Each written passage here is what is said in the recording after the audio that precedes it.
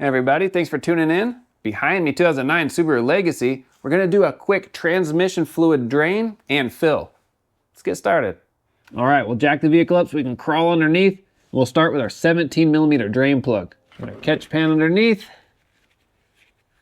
All right, we'll just let that drain. Should be roughly 4 quarts or so. All right, that's pretty good. We'll install our drain plug. We'll snug that down. We got our catch pan out of the way. All right, we're done down here. Let's go fill it up. Behind the engine on the driver's side is our dipstick. We'll pull that out just like that, and that's where we'll fill it up from. We're gonna put in a long funnel, and it'll go in the tube like that, and we'll fill in from up here. We're gonna fill it up with genuine Subaru transmission fluid. I'm gonna start with 4 quarts.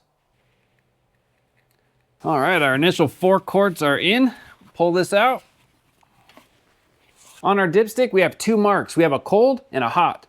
So initially, we'll start the vehicle up and check to make sure that we're in our cold range or somewhere close to it. If we are, then we'll take it for a good test drive, warm up the transmission, and then make sure we're in our hot range. If we do need to top off any more transmission fluid, we'll do it half a quart at a time until we're right within our range. And that's it.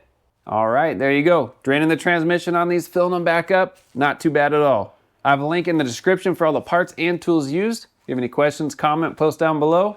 See you on the next one.